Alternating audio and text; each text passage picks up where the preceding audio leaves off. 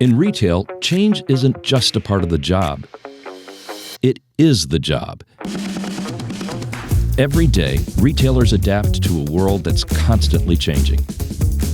Large or small, every retail business in this industry is on a mission to remain ahead of the curve. They're innovators, finding new ways to make shopping smarter, faster, and more enjoyable for everyone. Meeting consumers where they want to shop, having the products they want to buy at the price they want to pay. Retailers shape how we live, work, and shop. Retail is always evolving, always exciting, and always full of possibilities.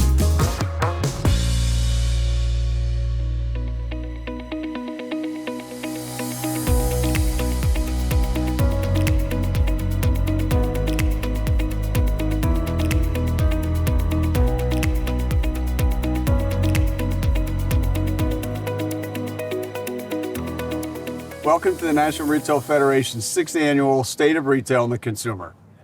We're honored to be here today on the deck of the storied USS Iowa battleship at the Port of Los Angeles. And this is a fitting backdrop for a conversation about the strength, scale, and resilience of American commerce. In just a moment, I'll be joined by NRF Chairman Bob Eddy, Chairman and CEO BJ's Wholesale Club, along with my good friend Gene Soroka, Executive Director of the Port of LA. Today we'll have a conversation about the role of technology, supply chains, and trade in making goods and services convenient and affordable for American families. Now, retail touches everyone, everywhere, every day. No industry is more connected to the consumer than retail, and no one is closer to retailers than the NRF. The NRF is proud to represent the entire retail industry and the leaders that guide it, retailers of every size, format, and channel. Every day, we advocate for the people, policies, and ideas that help retail succeed. And our industry's impact is extraordinary. The retail industry supports more than 55 million jobs. That's more than 1 out of every 4 jobs in the United States, across more than 4.6 million establishments. That makes retail the nation's largest private sector employer, contributing more than $5 trillion annually to our nation's GDP. In 2025, retail sales grew at a healthy pace according to the CNBC NRF Retail Monitor, growing almost 4% over 2024 to a record $5.4 trillion. And we had another record holiday season, with sales reaching more than $1 trillion for the first time in history. As we move into 2026, the economy remains on solid footing, supported by low unemployment, steady wage gains, and higher tax refunds. At the same time, ongoing policy uncertainty continues to weigh on both consumer and business confidence. That's why NRF is advocating for policies that help retailers operate efficient, customer-centric businesses. Retailers are delivering high-quality goods and services when and where customers want them and at the prices customers want to pay. In the next hour, we'll be talking to retail leaders, consumer experts, and economists, and we'll explore where the consumer, the retail industry, and the U.S. economy are headed in 2026 and beyond. On behalf of our members, thank you for joining us for NRF State of Retail and the Consumer. Well, Bob, Gene, it's great to be with you today. Thank you both for being here. Gene, maybe we could start.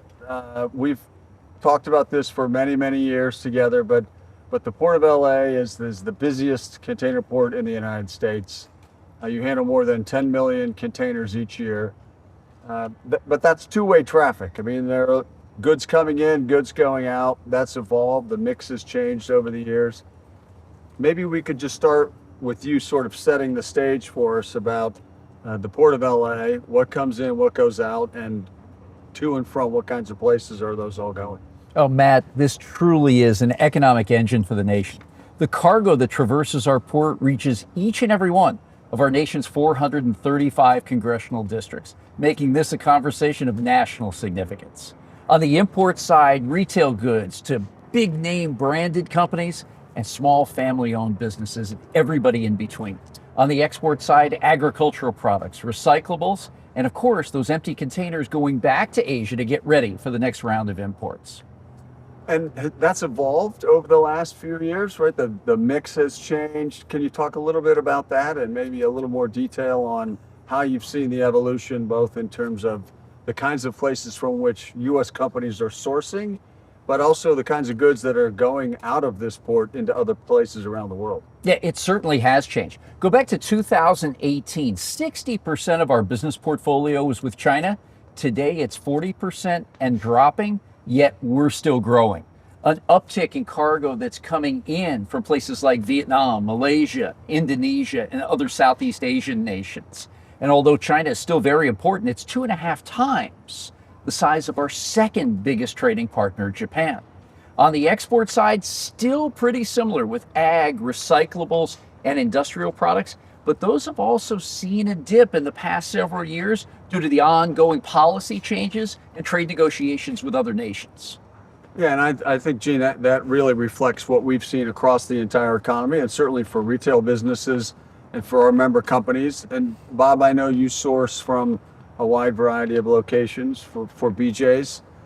That's evolved and changed over the years as you and I have walked clubs together, which is a fantastic education for me every time. I've learned a lot listening and watching. And so maybe you could talk a little bit about the places from which you're sourcing and what your customers want and who your partners are and how that continues to evolve. Yeah, I mean, the key to our business, Matt, is value. And so we're constantly scouring the globe to find the right products at the right prices, get them here in the most efficient fashion on time for whatever occasion that might be.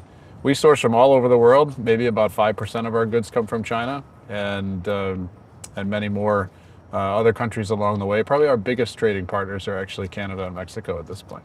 And when you're thinking about the kinds of things, certainly general merchandise, but Canada and Mexico and produce and fresh has been such a great category for you, and there's been enormous investment there. Customers have responded. Your club members have really responded well. That's been a big driver of growth. That, I imagine, has to be closer to home than further away. So what does that look like? Yeah, the perishable food space is primarily domestic, but there are products that are only grown outside the United States. So think about bananas. Might be a great example of something that would come in on one of these container ships. And it's in every basket, Absolutely. I guess. Someone told me that. It's our number one item on a volume basis, day in and day out. All of this sort of points to the fact that both the retail industry, but also the innovation, the technology, and the supply chain impacts our nation's economy. And Gene, you mentioned a minute ago that the goods that come in and out of this port touch every congressional district in the country. So this is a conversation about our nation's economy. Could you talk a little bit about the impact of the port on the local economy, the regional economy, and at a national level? Yeah, it really is something else. And the numbers are staggering, Matt. About $400 billion in trade value moves through this port complex, and the Los Angeles Customs District in and of itself is the largest such in the nation. And then you get down to the jobs on the ground here. 1 in 15 working Angelenos today has a job related to this port. It's 1 in 9 people in Southern California, making 1 million of us who go to work every day, counting on the job that we do right here. And that cargo going throughout the country, it's tax dollars, it's jobs creation and economic development throughout the nation. And we saw, even dating back to 2020 when the COVID buying surge hit, if the cargo doesn't move fluidly through this port, it doesn't get to shelves or fulfillment centers. And if there are stockouts, that sale may not come back around again. So it's super important for us to stay on our game here. And last year, while we had the third busiest on record, not one ship was backed up. Yeah, that was a change from some of the calls and visits you and I had just a few years ago when there were lots of ships out there in San Pedro Bay, far more than, as you said just now. So maybe, Bob, we could stick with that theme of jobs and job creation. And we talked about the retail industry being the nation's largest private sector employer, more than 55 million jobs. And Gene just talked about the impact of the port specifically. But retailers are moving billions of dollars of goods across the country through ports, railroads, trucks, to get those things to the places they need to be for America's consumers and working families. And there are more than 20 million jobs just in trade in the U.S. Maybe you could talk a little bit about the complexity of the supply chain, the kinds of jobs, even at BJ's and at your clubs, the kinds of opportunities, the positions that exist to support that infrastructure and make all of this possible. Yeah, certainly all the jobs that you would think of, truck drivers, folks actually bringing the goods to our warehouses, to our distribution centers, all those are still around. What's really changing now is the technology-based jobs. So the more data analytics that come into the supply chain, the more robotics that come into the supply chain, folks are increasingly getting more technical with what they do to make sure that we bring the right product to the right place at the right time, and importantly at the right price. We want to do it as efficiently as possible. And so where years ago we may have 1,000 people driving forklifts in a distribution center, we still have lots of folks driving forklifts, but we also have folks maintaining the robots that work alongside our team. And that's been a dramatic change, and we are really just at the forefront of it. Well, and I think that's that whole point about technology and innovation. I think, that's something that you don't see every day. The customers don't see it. And even here at the port, as much as we see a lot of what's happening, Gene, I know there are lots of things that are happening that we don't see. And maybe you could talk a little bit from your perspective about the way innovation, the way technology continue to transform the work of the port and how that makes your operation more efficient to serve American customers as well. Yeah, there are three big areas here. One is the information system, and we're celebrating the 10th anniversary of the Port Optimizer this year, the information sharing system. It's now used by more than 10,000 organizations and gives me a daily snapshot in the morning of the vital statistics to see where the chokes are, where we can improve, and what's going well so we can accentuate that positive. Second is on artificial intelligence. And while that's a lot for anybody to consume right now, it's some big pieces here. This main channel, underneath the water, there's work happening every day. With digital twinning, our naval architects and marine engineers can see exactly what's going on in real time so they can get after projects or repairs. Then we're doing geospatial mapping. This bridge behind us will undergo a 2-year resurfacing project. And more so than the app I use to drive to work and home every night, the ability to move this industrial cargo, commuters, and the workforce around really quickly when it comes to detours and workarounds is second to none now. This is work with Esri and the Jet Propulsion Lab of NASA. Predictive and prescriptive analytics also let us know, hey, if this happens, let's get our best experts on the data to see how quickly we can recover or add value to the fluidity of that supply chain. The last piece is probably the most polarizing, and it's the robotics at the port, or the automation. And even in the face of automation, our longshore jobs have grown 21% since I've been here. But we have one simple statement. Technology is moving faster than ever before, yet we cannot leave the workforce behind. And that's why the Port of Los Angeles and the state of California are building the first goods movement training campus in the country to upskill and reskill current workers and to attract, recruit, and retain new workers for tomorrow. Yeah, I think that, Gene, that whole piece about the impact on the workforce, you may be making the economy more efficient, but what does that do for workers? And I think, Bob, we had this conversation at our annual convention in New York just a couple of months ago.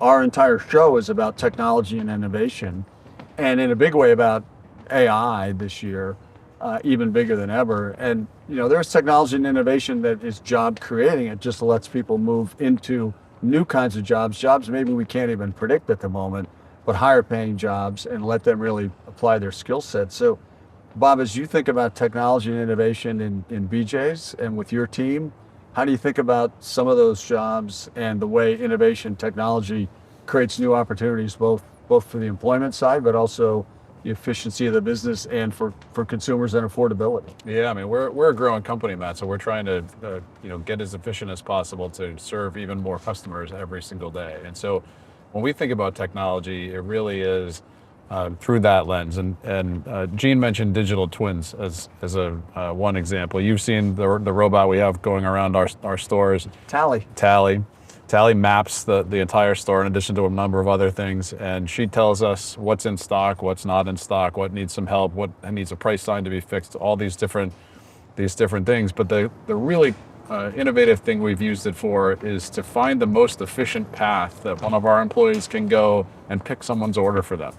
and Tally's paths are 40% more efficient than anybody else. And so we have not replaced any of our human teammates because of this. We're just letting them do more work and serve more members on a daily basis, and that's just the beginning. You know, because as you said, you are a growing company, there is a lot of opportunity to continue to expand the base.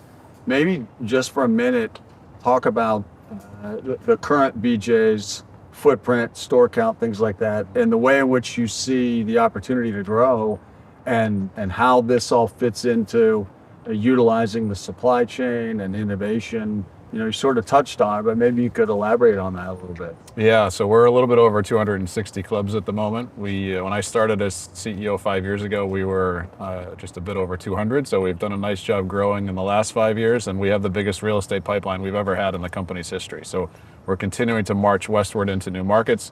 We'll get into Texas here in the spring of 2026. That'll be a big deal for us.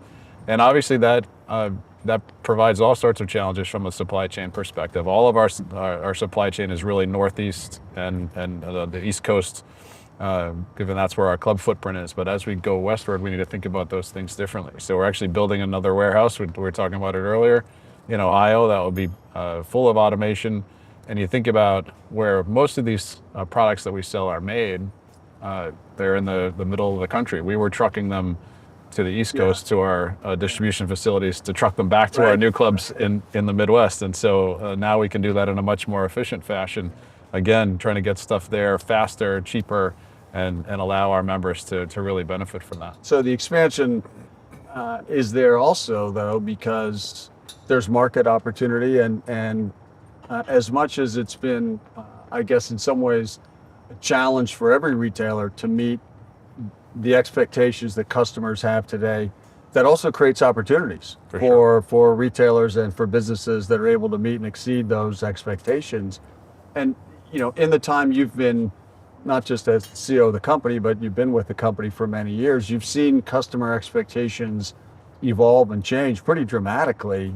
Maybe you could talk about that for just a minute and sort of how you think about what customers want. And you know, we talk a lot about value, and you alluded to that a minute ago, but value, as we know, value is not only about price. Value is a more complex sort of assessment in the mind of a consumer. Maybe you talk about expectations and sort of how they think about value.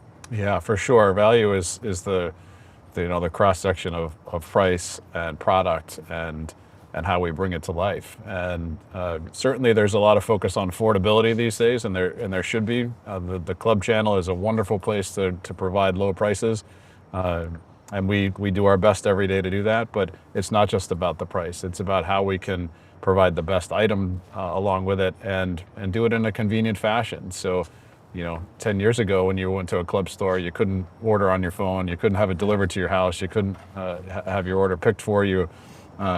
We and all sorts of other retailers are doing our best every day, not just to lower prices, but to deliver the right product at the right time in the format that the customer chooses. If anything is certain, it's that customer expectations are going to continue to evolve and change and set the bar higher and higher and higher. And working with partners across the supply chain is a key to delivering that value and certainly affordability, but value in general. And Gene, maybe you could share with us some thoughts on, as you partner with people like Bob and the many, many members of ours across the retail industry that you partner with, how can retailers and other businesses think about collaborating with you to help sort of future-proof their supply chains and the work that you do together in that partnership? Well, this truly has been a story of the last 5 years in how we all leaned on each other to try to fix what wasn't working or where conversations were passing each other and try to get a fix on this. So have an understanding of how much cargo is coming in so we can get ready with the land, the machinery, and the great skilled workforce.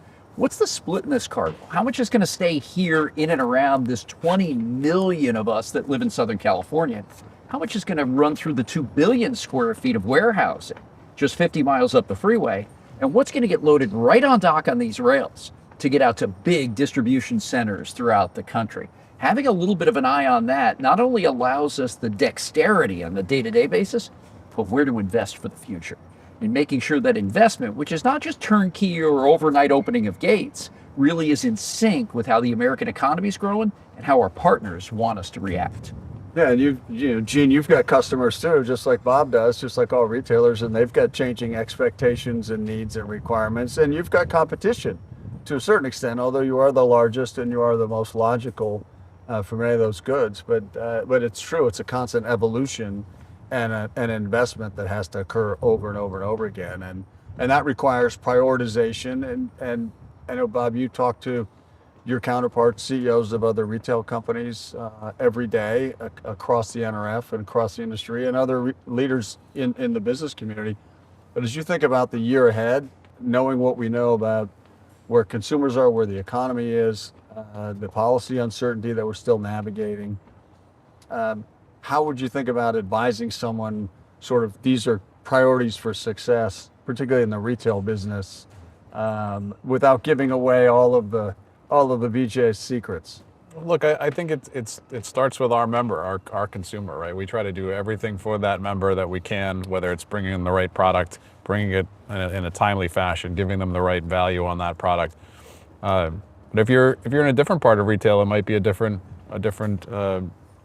formula. But it always starts with what does the consumer want, and I would imagine given what's going on in the economy, there will be increased focus on affordability as we go forward. Certainly the consumer is still in good shape.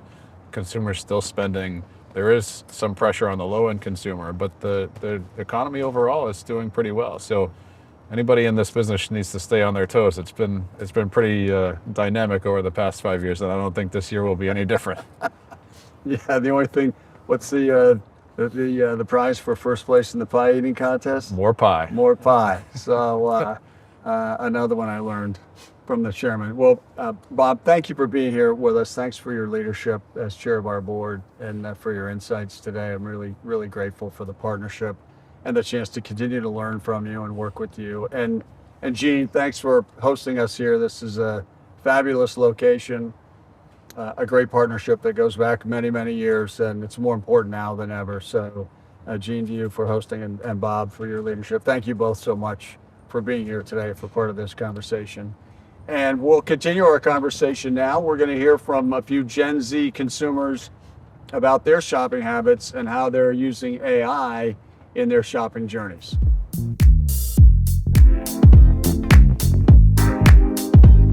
So something that makes shopping at retail fun for me is just, I think, the overall vibe of the store. I like the really artsy feel. I love going to art museums. So I feel like going into the store that has that same vibe and just something that I resonate to makes shopping really fun for me. Seeing all the associates and being greeted into the store and seeing all the items and merchandise laid out for me and being able to make a impactful purchase that I'm going to reuse for the rest of my life really is what makes retail special for me.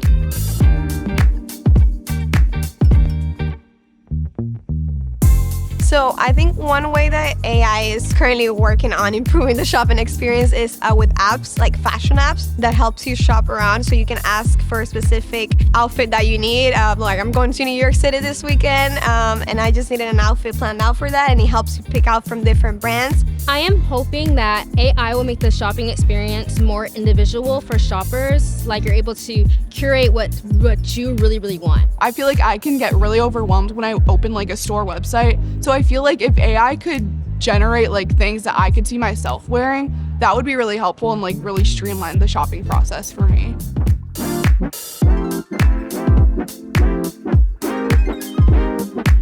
My shopping this year is going to change by following what's happening with sustainability and closed loop shopping more at thrift stores, only buying necessities, and just continuing to support brands that are looking out for consumers and the earth.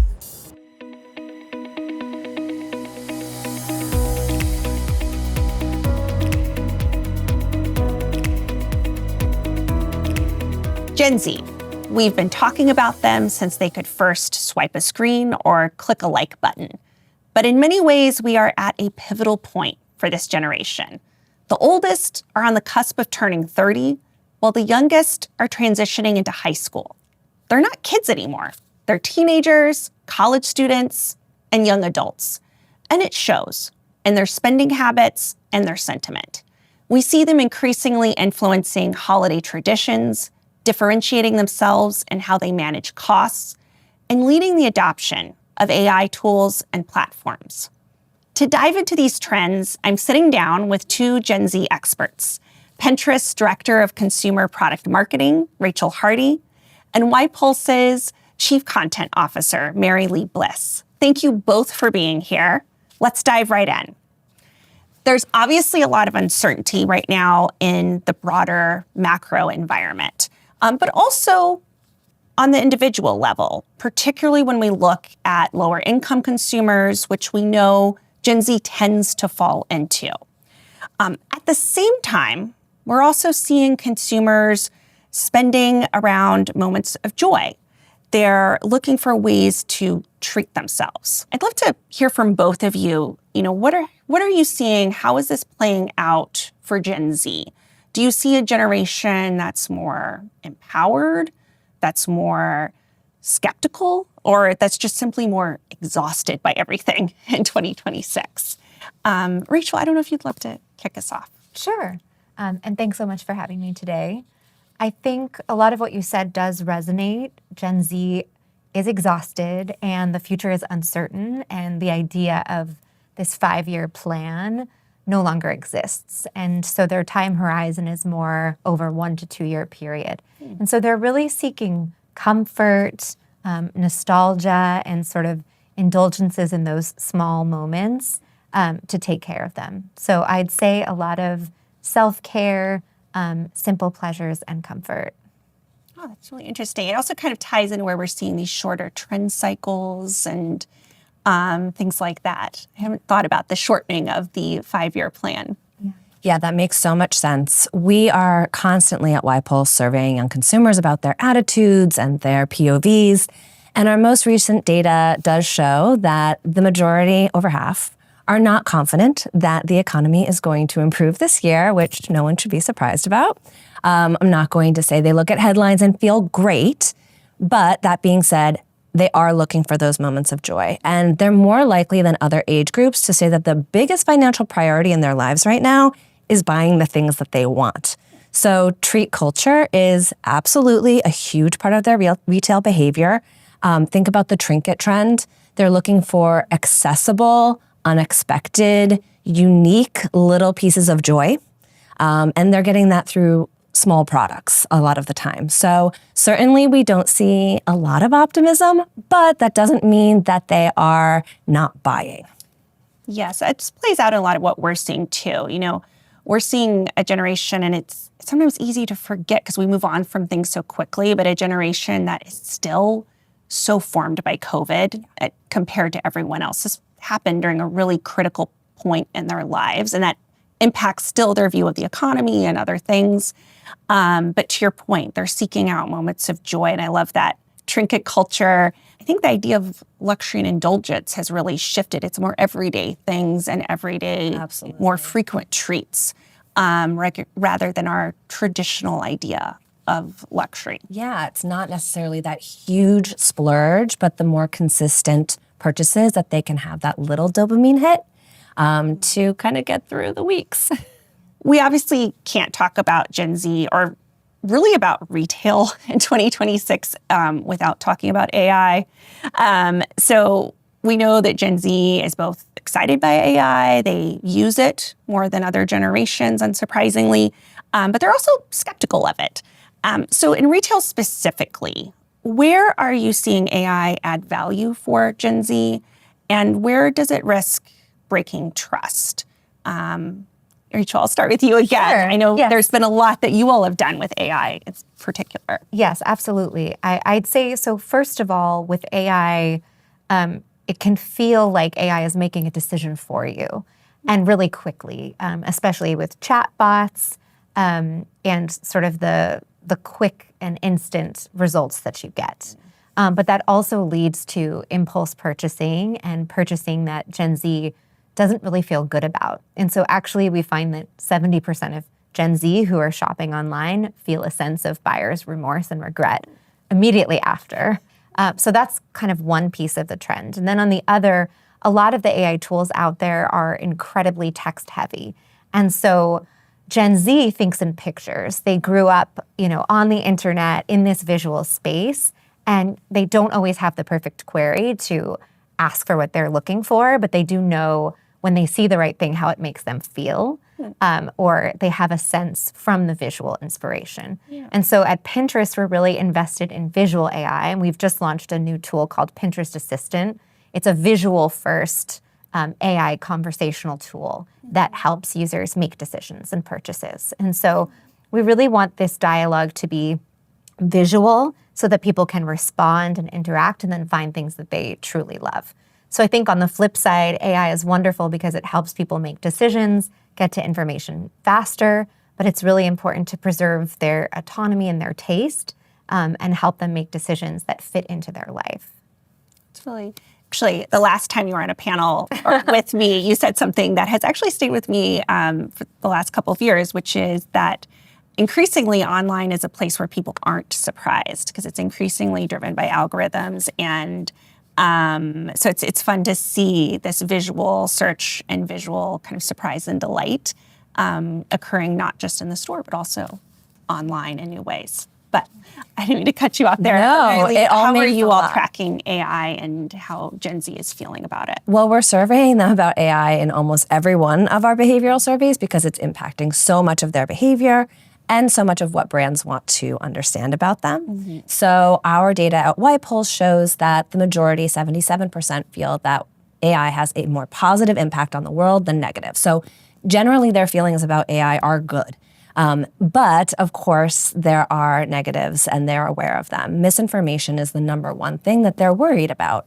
And so when it comes to the mistrust that you were talking about for AI, what we really see is that they're becoming AI detectives. So when they see something online, their instant question is this AI? And you see that in so many social media comments because they're questioning everything they see at this point. They know that it can be created with AI. So for brands, the takeaway is they're really looking for badges of authenticity.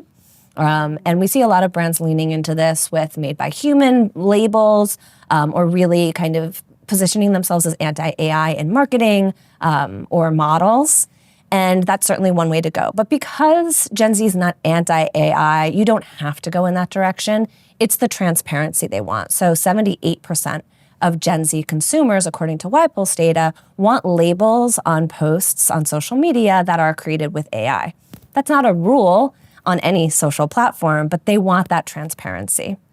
And then when it comes to retail specifically, the top ways they want to use AI are comparing products and prices and finding new products. So the surprise, the delight, the unexpected. So those are ways that brands can really lean into AI is to help create convenient shopping so that they're seeing instantly the other things that are out there, but also the things that they might not have found on their own. Yeah. And I think it's important for us to remember this is a generation that is, unlike millennials, becoming comfortable using AI in other parts of their life earlier, whether it's in school for research and education, for assisting at work, and things like that. So it makes sense that they're going to be looking for that, for those same type of experiences when they're out shopping. You hope shopping's as easy as some of the things you do at work, right? But, we're also seeing that idea in our data of sort of use it, but verify. Verify the results, verify what you're seeing. And I think there's also some pressure on brands too. Make sure that what's showing up in the results is actually matches what's on your site. Make sure it matches what you can actually deliver, because else people will start to go away. Absolutely. So, yeah. So there's a lot to navigate there, and I know there's a lot of growth in this area. But I assume we're all going to see a lot of experimentation, but I think we know it's happening. So thank you all. Now, I know you all look at Gen Z from slightly different perspectives. It's one reason I was excited to have you both on this panel. But one common theme I've noticed across some of the trends that I've seen you all kind of cover in the past is that, a lot of what you talk about, it's rooted, and I think, Rachel, you touched a little on this, it's rooted in this idea of self-expression, style, spaces, routines, different rituals. Could you dive a little bit more into why aesthetics matter so much to Gen Z right now And what does this mean for brands and retailers? How can they connect to this in a meaningful way? And Mary Lee, do you want to kick us off here? Sure. Well, for Gen Z, individuality is aspirational. So, while millennials grew up, we kind of wanted to fit in more than anything else. Gen Z, at least in an ideal, want to stand out in some way. Now, you might look at them and think they're wearing a uniform, they're all in sweats or whatever it might be, but in their minds, there is something small about their choice that makes them stand out. So that's one of the reasons that aesthetics matter. But another reason that I think is really important for brands to understand is that for Gen Z, aesthetics are a connection to a community. So we do really see that Gen Z is craving connection. And a lot of that connection is happening online, whether older generations like it or not. And so aesthetics can be a signal of that community that they're a part of, whether it's a fandom or, a fan of a specific brand, that's fine too. So it's a signal that they belong to something bigger than what they are and a part of a community. So we really do see that the more that they're seeking those connections, the more those kind of micro subculture aesthetics matter to them. And they might be niche, but brands can certainly lean into them. Some subcultures are something that we're looking at all the time at YPulse when it comes to Gen Z, and something that all brands should understand. What subculture, what fandom, what community really aligns with what you're doing, because you can really tap into that. And so much of it is about aesthetics. It's really interesting. I know you all cover a lot of aesthetics in Pinterest, so. Everything you said very much resonated with our research and our brand experience. But yes, aesthetics are part of Gen Z's identity, and they come to Pinterest actually to plan that and build their aesthetics. And we see a lot of that behavior through mood boarding and curation, literal curation. So they are curating their boards and they are curating their lives. And they're coming on and building, whether it's their dream home or just their look for Friday night or the festival, they're coming to Pinterest to bring those together. And because people are coming to plan, pinners or planners, we get a sense of trends ahead of time. And each year, as you know, which I discussed last year, we released Pinterest Predicts, which is where we predict the biggest trends of the following year with 80% accuracy. And so we have these trends, we see them early. However, they're constantly shifting and changing. And exactly as you mentioned, Gen Z is remixing those trends and making them their own and creating micro trends out of them. And so for brands, I think the best thing to do is be aware of those trends. You can certainly come to Pinterest and find them, but make sure that your customer can see themselves in the trend and feel as though they're going to build their own life and kind of make it their own. So that's what will really resonate, and that's how we're seeing Gen Z interact with, their aesthetic and their identity. And it's similar to making a purchase. Again, that purchase is part of their identity and who they want to become. Well, we only have a few minutes left, and I did want to ask you both. Gen Z has been under the microscope for almost a decade, if not a little longer, and you both have done a lot of work surveying, studying, talking about this generation. What do we need to be careful about? Why do we need to be careful not to assume we already know everything about Gen Z? And I think you've given us some hints, but Rachel, do you mind starting us off? Yeah, I think, building on the last response, we're seeing that trends move 4.4 times faster than they did 7 years ago, which isn't surprising with social media, right? But you used to be this formal, right? I used to work in planning trend cycle, and you knew the colors of the season. You had a whole year to plan and build your collection, right? And now it is rapidly evolving. And so I think it's important to look ahead as best you can as a retailer or a brand to see what's coming next and look a little bit to the future to predict how that might show up. Again, we get a lot of signal on Pinterest because we get over 80 billion searches a month. And they're all about people building these identities, figuring out their aesthetic. So that's one way. And then the next I would say, and I'm sure you know this better than I, that Gen Z is a really broad group. Like you just said, we're talking about, they're getting ready for college and they're also 30 years old. So it is a broad group of people and they have different interests. And there's a lot of sort of micro communities, interests, and identities within Gen Z. So I think be careful, not to assume that you know what the trend is because it's already moved on. And be careful not to generalize who Gen Z is because there are so many different types of Gen Z within that group. I love that. I think even when we look at confidence and mood, we kind of break some of it down. And you might think this is a generation that's very skeptical, that's very down on things. But at the same time, we see them, some of them are moving into relationships. They're happy about their romantic life. There's a focus on spirituality and even religion in a way that, they didn't have 10 years ago, and some searching for a deeper meaning that's kind of giving them, joy and community in other areas. And so, yeah, you're right. It's much more complex. Yeah, we absolutely see that. And we're always looking within our data at specific age groups to really speak to how trends are playing out with teens, with young adults, with older Gen Z, because they're not a monolith. But I think the other thing that brands need to be aware of and careful of is that there's so much misinformation about this generation out there. And you'll see headlines with big buzzwords about Gen Z that sound great in a headline and are very clicky, but are not necessarily representing their actual behaviors, their actual POVs. A lot of the articles that you read are based on 1 or 2 TikToks. Be careful. That doesn't mean that the entire generation is participating in a trend, and you really need the data and you need to talk to them to understand what's actually going on, which is why we're constantly surveying young people, because you can't go off the vibes of a TikTok and declare something about an entire generation. So you really have to talk to them. So that's a huge call out that I would have for brands. You can't assume that you know Gen Z. You can't assume that other people know Gen Z just because they write a confident headline about them. That's so great. And thank you both so much. I feel like I could talk to you all for a whole hour, if not longer. I wish we could dive into more of these trends. And I think it just means we'll have to have you back and have more conversations. Unfortunately, this is all that we have time for today. And thank you to everyone for joining us virtually. Follow along at nrf.com for more of the latest research and insights.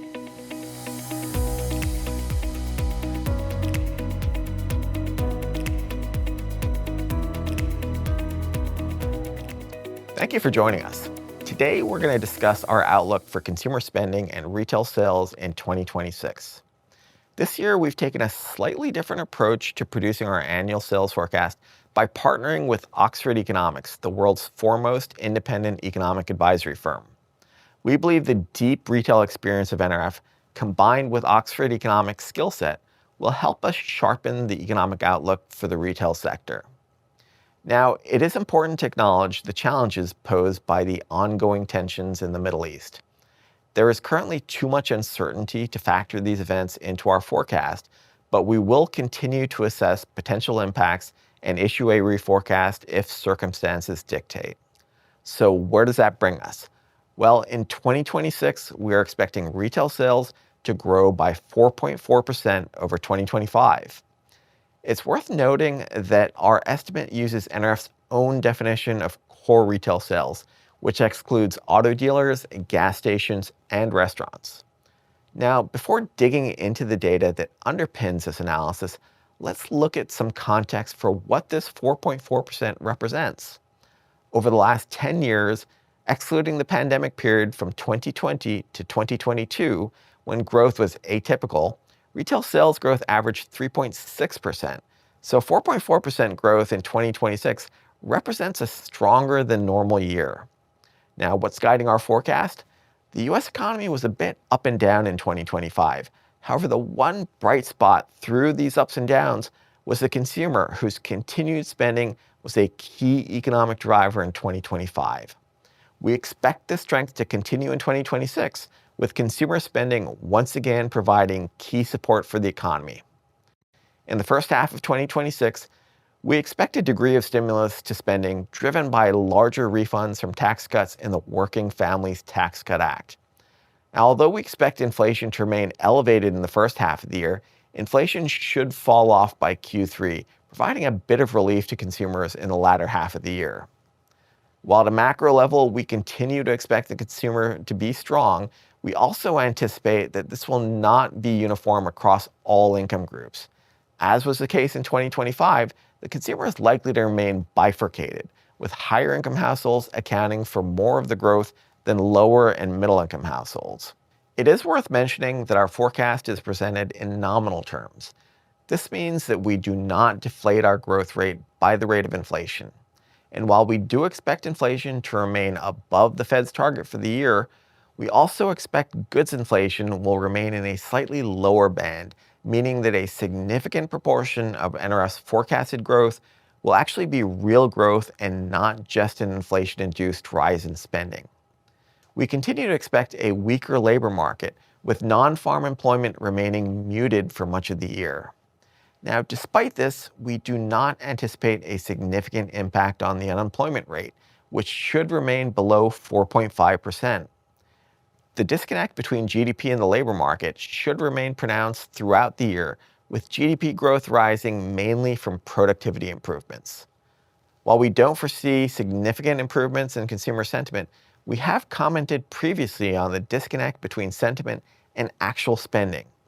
Despite these sentiment challenges, we fully expect solid fundamentals to be the key driver of consumer spending once again in 2026. Now, up next, we will dig deeper into the consumer outlook with other industry experts.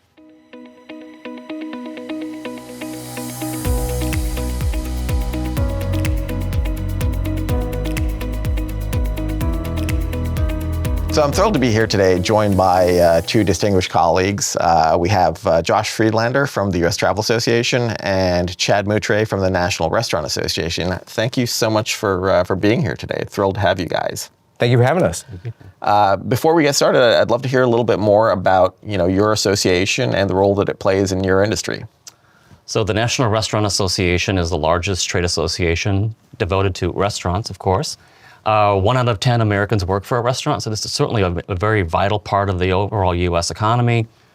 1.55 trillion in sales are estimated this year, so it's certainly an important role for consumers. And when we think about people going out to eat, I think it's one of the more important sectors to think about in terms of retail sales. Overall, we have about 55,000 members when you add in all our national members, as well as all of the state members in all of the states plus DC and Puerto Rico. Great. I get to have the joy of working for a travel industry that everybody just views as something to look forward to on their vacations and trips.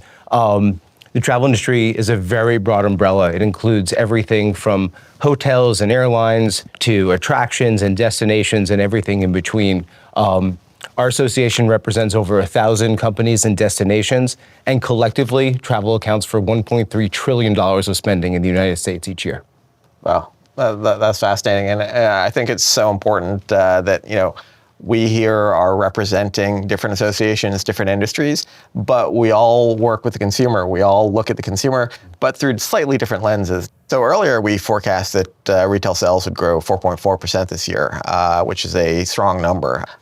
Very interested to learn more about U.S. travel, because I think it's such a broad, wide industry. Really would be interested in hearing from you, Josh, about how that impacts on the retail industry. The leisure travel in the United States is an over $800 billion industry, and a huge part of that actually goes specifically to retail and a lot of that to small businesses. So just as some examples, when we talk about restaurants, a little more than 30% of spending from restaurants is from travel. So that accounts for about $300 billion of travel spending on restaurants. And similarly, if you ask people, what do you like to do when you travel? They're always going to say, I like to shop and I like to go sightseeing. And that shopping is a very big portion. Again, about $115 billion a year on shopping from travelers in the United States. Wow, that's fascinating. I love the point you brought up about small business, right? Because when people think about retail, they think about all the big chains. Mm-hmm. The reality of the matter is that 98% of retail is made up of businesses smaller than 100 people. So huge impact there. Now, earlier you saw that we talked about our annual forecast that the retail sales would grow by 4.4%. I'm interested in understanding your perspectives on that. So Chad, when you look to 2026, what are you seeing? Well, there's quite a bit of resilience out there. I mean, in general, when I talk to restaurant operators, it's a pretty challenging year, right? The math is difficult. Costs are going, you have probably similar situations in retail. Costs have gone up and profit margins have been squeezed pretty significantly. And yet you still see people going out and eating, right? I think one of the things that came out in our State of the Industry report that came out in February was that Americans still prioritize going out to eat. After, you get tired of doing dishes, you get tired of cooking, right? You get tired of just, trying the same old thing again. You want to go out and have new menu items, and you want to celebrate those big occasions, right? And so, because even when you're pulling back in other areas, you might still want to go out to restaurants. We're still expecting this resilience and growth this year, 4.8% growth in retail sales in restaurants. And even when you strip out menu prices, it's 1.3%. So that's not far off from where we were last year. Again, a little bit of resilience doesn't mean that restaurants aren't challenged. And you certainly hear that in some of the other data points, and there's a K-shaped phenomenon there that's going on in it. But that resilience, I think, really speaks to the fact that 2026, actually, there's a lot of tailwinds in the economy, and we expect people to go out to eat to celebrate those big occasions. Yeah, that's fascinating. And we see some similar stuff in the retail industry, right? People want to go out and they want to treat themselves, right? You want to go out and you want to enjoy things. You want to spend time with your family. You want to spend on your family. So all that's really important. So Josh, what are you seeing in terms of travel? It's funny, you used the word resilience, and that's exactly the word that we've been using to describe American travelers this year. There are quite a few headwinds in terms of challenges to the economy and dealing with some prices that I think are higher than people might have wanted. But nevertheless, in 2025, there were 8 days where 3 million or more people traveled. That had only ever happened twice before 2025. So we see people still out there, as you said, they're prioritizing those experiences like going to restaurants. They are still prioritizing travel. We've seen some surveys where we ask about what are your travel plans going forward, and 90% of people say they have a trip planned within the next 6 months, and that's right at the highest level we've seen historically. So we continue to see people prioritizing travel despite those challenges. Plus, there are some hopeful drivers this year. Tax refunds, for example, are expected to be a lot bigger this year. That's going to come up very, very fast, and we know that a nice percentage, we think about 9% of that, is going to go towards travel spending when people have a little bit of extra money. And altogether, we think leisure travel is going to grow a little more than 2% this year. So not the huge numbers of the post-COVID recovery, but still some solid increase year over year. That's great. That's solid growth. I personally have been traveling a lot lately, and I keep hoping to see empty seats next to me, but every single flight that I travel is full, so that probably says something. Yeah. Now, one of the things that we've been seeing in the retail industry is bifurcation, right? We see a lot, and people refer to this as the K-shaped economy, right? Higher income households driving more of the spending than lower income households. We've seen that pretty dramatically in certain sectors in the retail industry, particularly when we look at things like discretionary items. With staples, we see a little bit less of that, but with discretionary items, we see a lot of that K-shape. I'm wondering, Chad, if you see something similar in the restaurant industry. We definitely do. I mean, you can go to restaurants and they're busy, right, here in DC, right? The reality is, people with money, particularly if you have a lot of stocks or you owned your home before the pandemic or have great incomes, are going out and spending it. And so if you look at household incomes over $150,000, they're going out, and that's keeping overall resilience in the economy in many ways. Fine dining in general is seeing better traffic and sales data than some of the other segments. And so I think that's a nice promising part of the economy. The challenge is for many restaurants, though, they can't just rely on that upper end of the K. They're depending on a lot of other consumers coming in, and value is the name of the game in the restaurant sector. Now, value is not just about price. It's about that overall experience, to use Josh's word there. When I go out to eat, I want to be waited on. We're in the hospitality business, right? I want to be waited on. I want to have a menu item that I couldn't fix at home. I want all of that overall ambiance to be great. And so restaurants are looking at that overall value equation, not just about price, but about what does that overall experience look like. And I think the winners in restaurants right now are the ones that are really communicating and delivering on that value. And I think that speaks to that bottom end of the K, but I think it speaks to really all of those income spectrums. Yeah, that's such a great perspective. We see a lot of similar stuff in the retail economy, right? We do see that K-shape that I talked about. But we also see some sectors where they're winning across all categories. They're just outperforming their competition. So I think there is an element of that. So Josh, what are you seeing in travel? We're seeing something very similar in travel. we looked at hotels in 2025 and how they were doing. Luxury hotels, overall demand was up 2%. Economy hotels, demand was down 1.5%. And if you look at the groups in between, they match a nice curve as well. So we're actually seeing a very, very similar trend. As we look forward, I'm sure people have seen, there's been a lot of news about airlines changing their seating arrangements to account for more business class seats, more upper class seats. I think the travel industry is looking at those high-end travelers as being a big driver. And in the areas where it's been challenging, it's been those big spenders that have supported the industry. It's outstanding. Yeah. So I think definitely, it sounds like we're seeing the same consumer, but through different lenses, which is really interesting.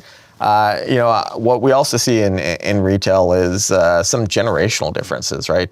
We see Gen Z, the younger generation, driving a lot of change in our industry in terms of the way they shop, how they shop, where they shop, and what they're doing, and is forcing retailers to really adapt and change and find different ways to connect with those consumers.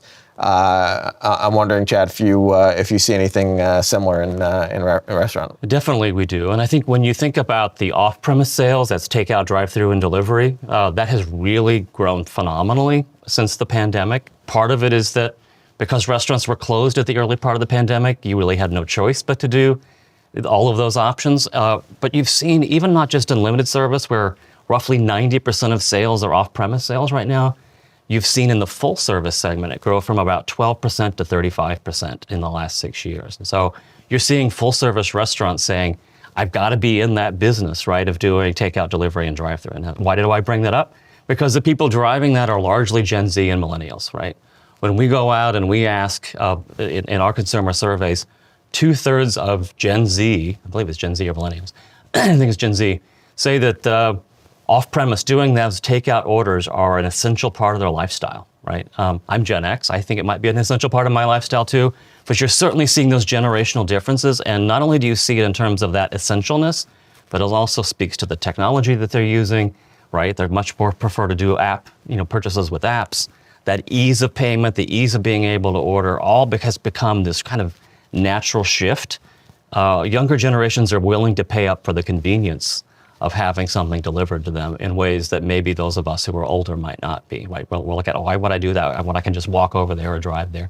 I think younger generations are certainly much more prone to look at convenience, and they're willing to pay up for it to be able to do that delivery order, for instance. So, when I look forward, to 2026 and, think about, some of the challenges, I think a lot of people focus on the challenges. I'd rather focus on, what we're seeing that's positive. So I'm wondering, from your perspectives, if I'd ask you, is there one, real exciting or interesting or a positive thing that you see in 2026? What would that be? There's some really big drivers for travel coming up this year that we think have potential to move a lot of people and get people very excited about exploring the country. We think those are some really helpful drivers that are going to support a continuation of that growth. The one thing that I would say is, again, the comment I made in the last question, people are still prioritizing going out. People still want to go out to eat. They still want to celebrate those big occasions, and I see that trend continuing this year. I love the positivity at the end of that message. One thing that, the consumer has done over the past few years is continuously surprised us, right? You go back and you look at a lot of the forecasts, the consumer has been the driver of this economy, and they've outperformed a lot of expectations. I wish I had more time to talk to you guys. This has been fascinating, but thank you so much for joining us. And thank you all for watching.